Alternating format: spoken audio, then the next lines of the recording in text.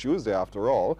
And so we're happy to be joined this morning by Barbados Ambassador to CARICOM, His Excellency David Comissiong, who has brought along a number of his friends. Ambassador, good morning to you. Morning, Pearson. It's a pleasure. Good having you indeed. And so we're going to take focus today on Barbados' National Day of Significance, but we're also looking at within the context of the Caribbean and that movement in the 1930s.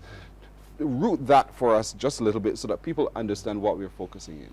Well, as Barbadians would know, the 26th of July is Barbados's officially declared Day of National Significance. When we look back on the People's Rebellion of 1937 and we commemorate the great heroes, the Clement Paynes, the Israel Lovells, etc., and we celebrate what that pivotal event meant in our history, you know, breaking that log jam of oppression and helping to produce the Barbados we have today. However, we are very conscious that this was not a singular Barbados event, that in fact there were these rebellions right through the British West Indian colonies.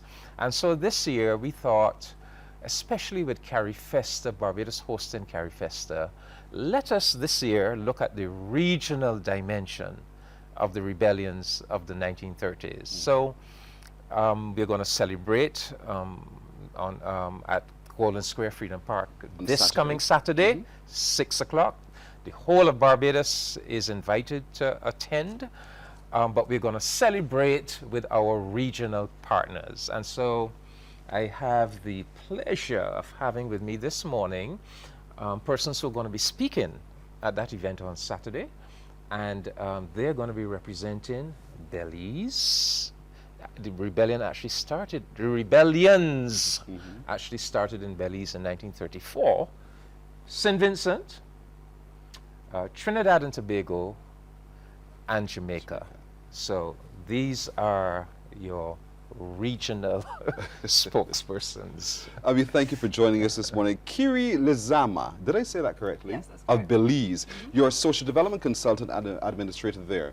Talk to me about what you know of the 1930s and what happened in Belize to trigger this entourage of I call it entourage really, of rebellion across the Caribbean. So in Belize was quite unique because what kind of precipitated all of this was a hurricane in 1931. So it was a really bad hurricane and thousands of people died. And so people were very unsatisfied with the colonial government's response at that time. So with the decline in the forestry industry where lots of people worked, coupled with this hurricane, that kind of started discontent. So in 1934, we have key figures like Antonio Soberanes Gomez, who came out and started to sort of get people to fight for better working conditions, for higher wages. So that wave started, but really I think it was the conditions of the hurricane, the poor response to the hurricane, and then the decline in the forestry industry in Belize. One would have thought that that was a singular event, though it had other things around it. What else was happening at that time to really rile up the spirit of the people to say this is really enough? The hurricane cannot be it alone. Right, right. So I think, as David is saying, that kind of inspiration from the rest of the region, because of course we know at that time with the Garvey inspiration from the Garvey movement in Belize, when they would do the demonstrations and the riots, they wore Garvey colors, and so they would be marching through the streets in the colors of the UNIA, you know.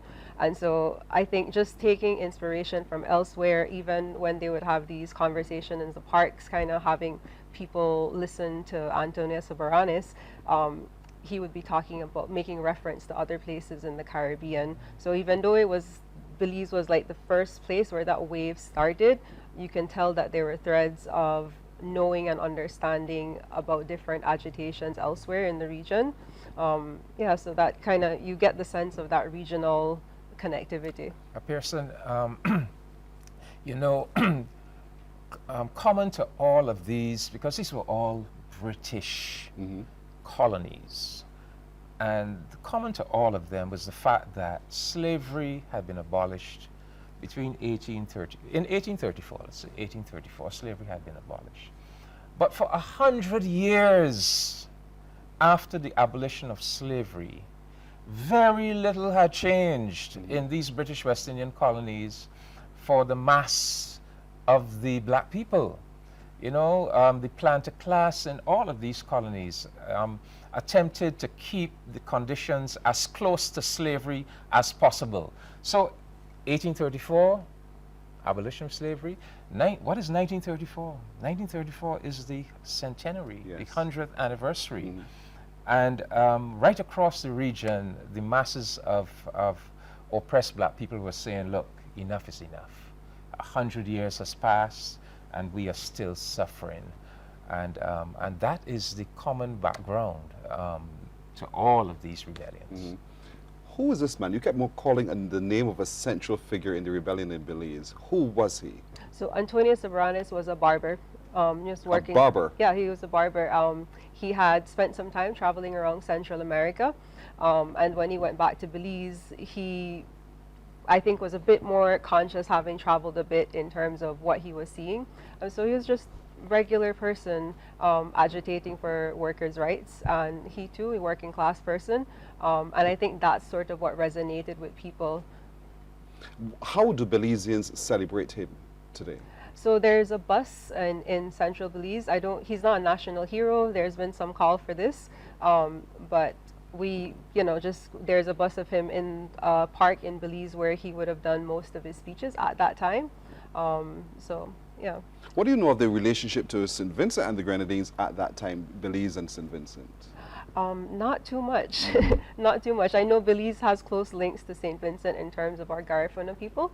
That would have, that's the origins of Garifuna people in this region. But I don't know too much about the relationship with them. Yeah. Scott, this is where you come in. Cleve. Dr. Cle Scott, indeed a historian and development specialist at the UWI. And we know him as one of our specialists when it comes to culture. And so talk to me a little bit. Do you know about the connection between Belize and St. Vincent and the Grenadines, so that the momentum shifted to St. Vincent? Well, Ambassador Comissiong indicated all of this is linked to the legacies of slavery and the challenges of post-slavery society. In fact, I have a Nigel Bolland, who has done a lot of work on Belize. Sorry, viewers. And the book Ambassador. On the march, labor rebellions. Yeah, labor rebellions. Caribbean. And the basic point is that all across the region, people of African descent were dissatisfied with their working and living conditions. Deplorable. In Barbados, you lived in the tenantry, and if you refuse to work on the plantation, you'll be evicted, or you catch a boat and you go to Tobago, where they complain on Sundays these people play banja. Basically, I don't know if our guests were banja, right? And so it is the failure of the systems of government in many of these territories. In Barbados, however, where we have what we call representative government, Barbados, Bermuda, and the Bahamas, which had large white plantation owners, plantation society, they still treated black people badly. And so blacks decided, as Professor Sir Hilary Beckers would like to say, if you can't get change coming from above, we will make it happen from below. And that is what happened in the 1930s.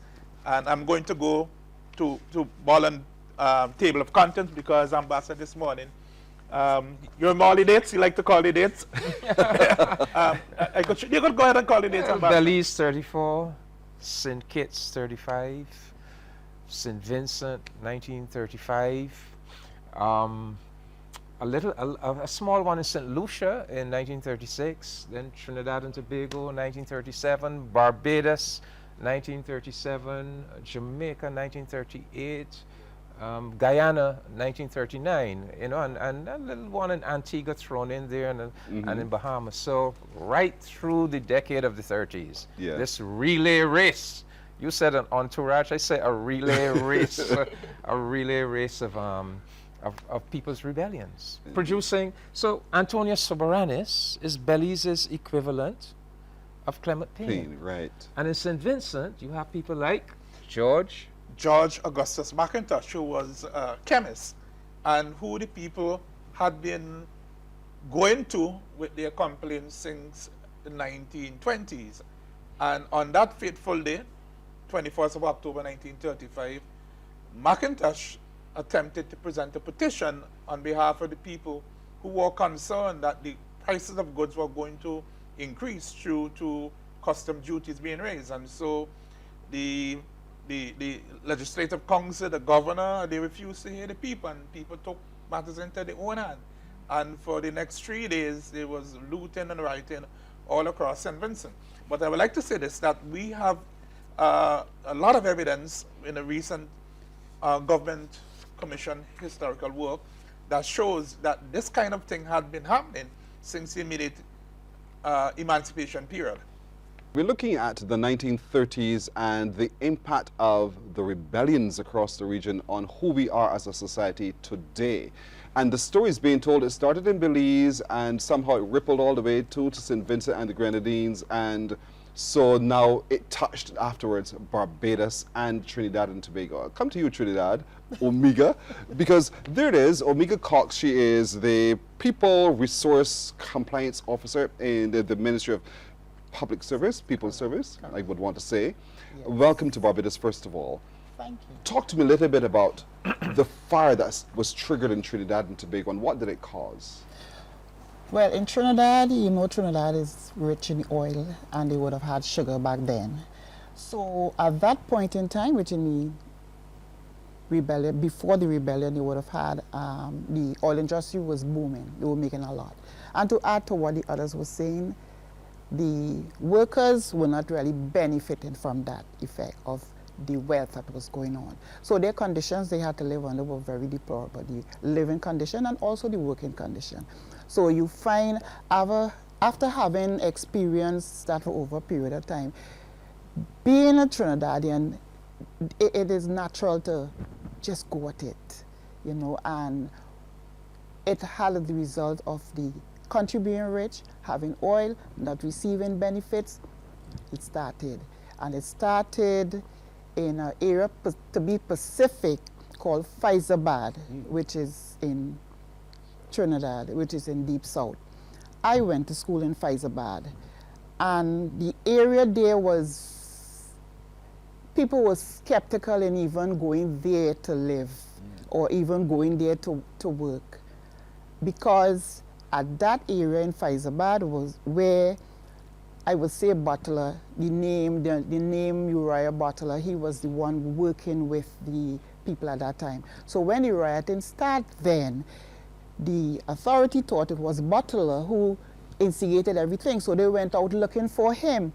But he went under hiding. What happened then is that when the authority get there, they had this man named Charlie King. So they burned his body. Yes, they burned his body there in Faizabad. They thought it was Butler who body that they would have burned. So today in Faizabad, you have a junction called Charlie King Junction, and that junction is where you have the history is being rehearsed. In 1937, they have Labor Day.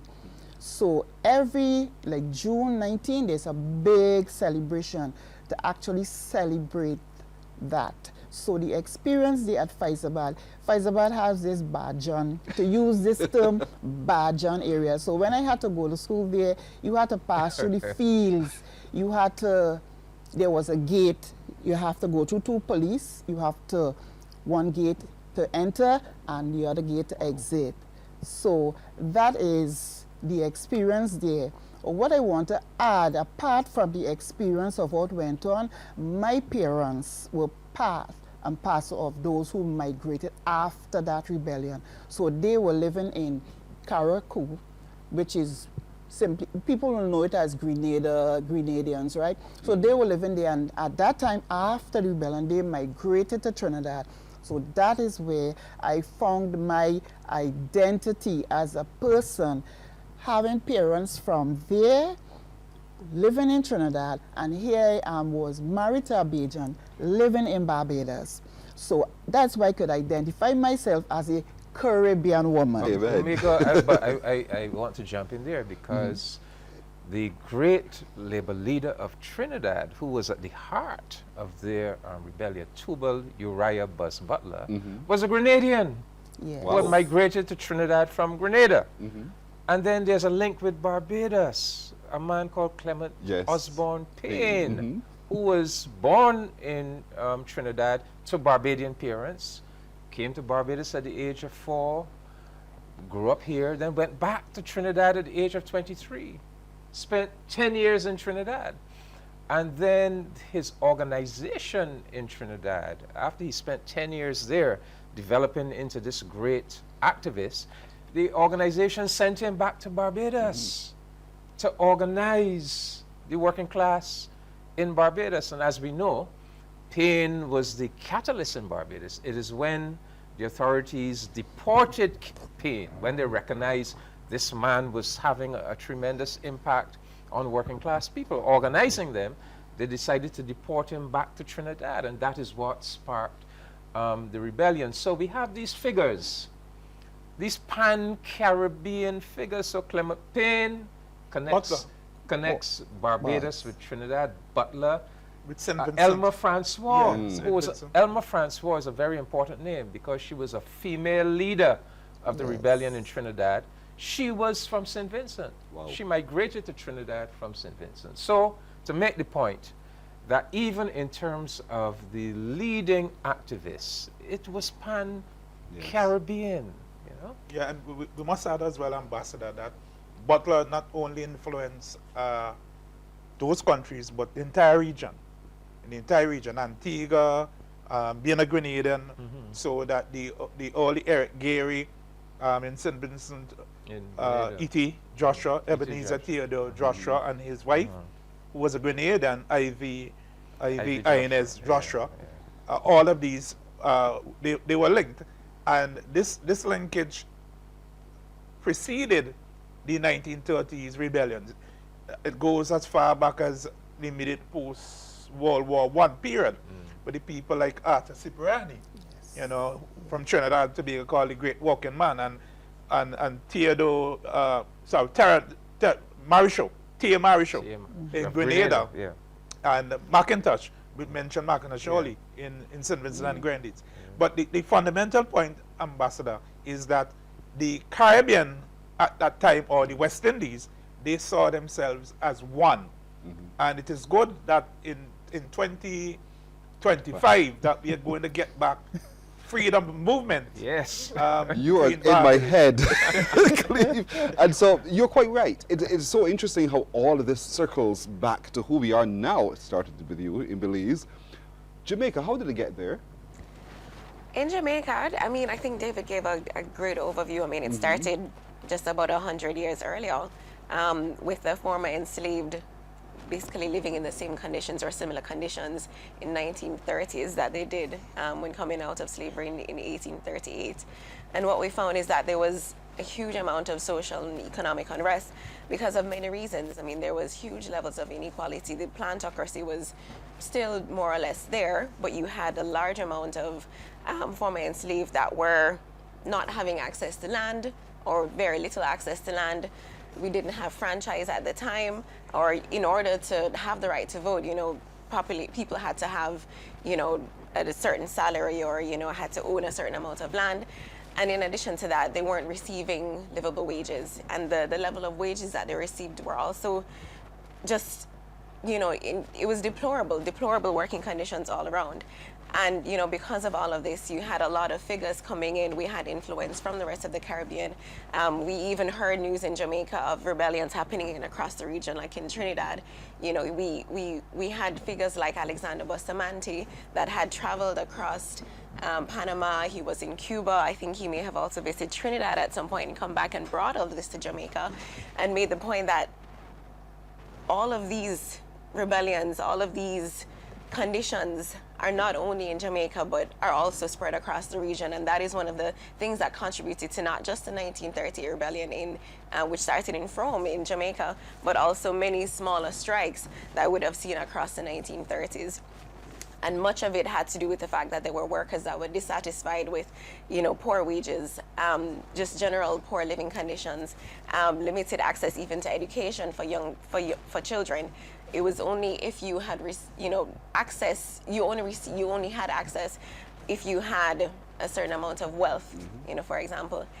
And we saw that it was many of these smaller strikes through, the 1935, 1937 to 38 that led to the eventual decision, by the British government to finally listen to the plight of the British West Indies. But what is remarkable is that some of these symptoms that we're seeing, playing out in the 1930s are also coming across today. Discussions about, looking at cheaper labor. One of the conditions that, we were discussing in Jamaica was how, because of the unrest, because there were so many persons that are complaining about the poor wages, there were plantations or, factories or ports that were looking to import labor from other parishes, even looking to import labor from other countries. And that's a discussion that's happening in Jamaica today. There are some manufacturers recently that have been looking at options like importing labor from Haiti, I think was cheaper labor from Haiti and other countries. So, it's interesting to just do that comparison between some of the causes of the rebellions then to characteristics that we're seeing today. But let me just set her up. By the way, folks, you just heard there from Stephanie Sewell, who work with the United Nations, right? Wow, but you program policy officer as well from Jamaica. And so the story, Ambassador, you were saying. No, I was saying that puts me in mind of Gabby's song about riots in the land. Yes. When he outlines what happened in the 1930s, but his final verse is about the present. And he said, the reason I tell you this story is to give you a warning, that if we permit similar conditions to take root in today's society, we might end up like with these kinds of rebellions, So, and I guess that is one of the reasons why it is so important that we commemorate these events, because it reminds us, of what happened, and it says to us, be conscious. All of that suffering, all of that struggle has to mean something, and we have to. So it is sending an annual message to us that we must do honor to those efforts, to all that suffering, to all of that striving by our ancestors, by creating the kind of society of justice and democracy and fairness and social equality, societies that nurture human beings. Because that's what those rebellions were all about. Out of those rebellions came the birth of our political parties, the birth of our trade unions. It was those rebellions that gave rise to new developments in education, the new secondary schools, the labor departments, etc., created what is best about our society today. So that's why every year on the 26th of July and in Trinidad, the 19th of June. 19th of June and St. 1935. Vincent is in 21st October. 21st of October. We have these days of national significance. Lest we forget. Yeah, lest we forget. Indeed. Lest But we forget. that energy also translated to other endeavors within the region as well. Sports is one. Because we saw then the rise of the West Indies team and how we used sports to leverage ourselves. We didn't have to only fight, we used our brain, we used our brawn, and we created quite an image in the world. Well, and I know, yeah, go ahead. Well, it's so important that you mentioned sport because Professor Sahirli Beckles would tell you that CLR James insisted the best way to demonstrate that we are ready for black leadership is through cricket. And the first cricket captain, full-time, that was a black man, was Ambassador? A Barbadian. Of course, the great Sir Frank Worrell. Yes. I think I see where you guys are going. Yes. Because I see the poster before you, Pearson, where we're going to be doing this book launch. So Hillary has written this biography of the great Sir Frank Worrell, cricket's first revolutionary, which really makes the point that the game of cricket is not just about what happens on the field. That's it has connections with politics, with political developments, with the whole development of the decolonization movement in the Caribbean, our sense of nationalism.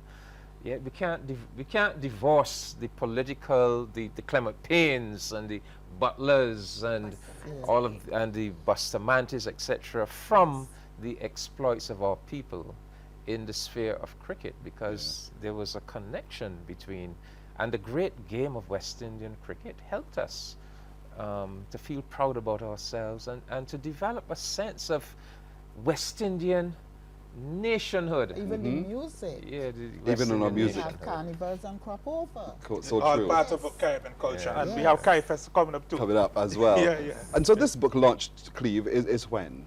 Tomorrow? It's tomorrow night at 6 p.m. Roy Marshall Teaching Complex on the UWI Keyville campus. And the ambassador will be doing, I don't know what you call it, an overview of the book. Yeah. Well, I've been given the task to be the featured speaker at the book launch, and so I've been spending the last few days reading the book, and it's a real revelation. I thought I knew Frank Worrell, but I've learned so much more about this great, not Barbadian, this great West Indian, because Jamaica claims him just as much as Barbados does. Trinidad, I mean, he worked, I mean, you know. Well, Ambassador, I'll tell you something which you didn't know, that I am a Frank Worrell scholar. Wow. My PhD is in honor, or was in honor, of Sir Frank Worrell from University of the West Indies. No, So- I invite everybody to come because I'm glad that Hillary wrote the book. I'm glad that I read it. It has, you know, opened up this new vista, this new way of looking at the development of our society. And we're gonna, it's gonna be a good event tomorrow. We're gonna discuss this great Barbadian and Caribbean man who transcended sports and became a symbol of our West Indian nationhood. Indeed. The book is called Cricket's First Revolutionary, Frank Worrell's Political War Against Colonialism in the West Indies. And so it's being launched tomorrow evening, 6 o'clock at the UWI, and then thereafter it's available for all of us to consume. But there's another book that tells a story compiled by you, Yes. Ambassador, the story of Clement Payne. And so as Saturday approaches, and we're all invited to come down to Freedom Square, you know, to be a part of the celebration, a real pan-Caribbean celebration. These faces and voices you've heard this morning will also be there, along with others. Along with Prime Minister Mia Yes. Motley. You know, she will do the, in a sense, the feature remarks, representing Barbados, but also representing CARICOM. So it's going to be a real regional celebration, and it is going to end as soon as this ceremony ends. This ceremony will go from 6 to just after 7. Then we will have the National Folk Concert. Oh, sweet. So, so you have multiple reasons to come, and yes, you're going to, people who come, you're going to hear all of these voices that we've heard this morning on this beautiful, truly Caribbean community conversation. They will all be there, and we're going to celebrate our people and our common history. This is not to be missed. I know it sounds cliche, but it's true. This is truly not to be missed on Saturday, beginning at 6 o'clock in Golden Square Freedom Park is where we're all headed for the day of national significance, a day that we should not ever forget. And this book, how can one access it? Well, you know... Call you again? Yes. I put this together when we opened Golden Square Freedom Park back in 2021. So this was my contribution. Right. There tends to be, I'm not sure if they still have copies at the Freedom Park, but yes, I think I probably have to do a reprint, because the whole idea is that people who go to Golden Square Freedom Park, there should always be copies available, that folk can get copies, and we need to get it into the schools. I mean, Yes. Anyhow, Yeah, you're saying to me I have to do a serious reprint. There we go. And make them available. You get it. Trinidad and Barbados. And to share with Trinidad and Barbados as well. You know, my godson is heading into secondary school. I said to him, one of the things that you'll be doing, young man, is Caribbean history. And so this, thank you, Cle. So this morning, I'm really hopeful that he's up already watching. This morning, we had a wonderful example of what students can engage in when they do Caribbean study. We get to learn about ourselves. We get to learn our history, but we get to begin to position ourselves and our understanding for our future. And so, Ambassador, I'm eternally grateful to you. And to each of you for lending to the discussion this morning. I think it has been rich. I've learned so much. I have now a greater appreciation and understanding for the rebellion. Not that I didn't know, but to see that wave across the Caribbean and to see how we've all changed, but how we've all come right back to who we are together as a people is one of the significant takeaways for me. And to all of you, I say thanks. Indeed. Thank you. Our pleasure, Pearson. Thank you. Yes. You're very welcome. Morning, morning, morning. Good morning.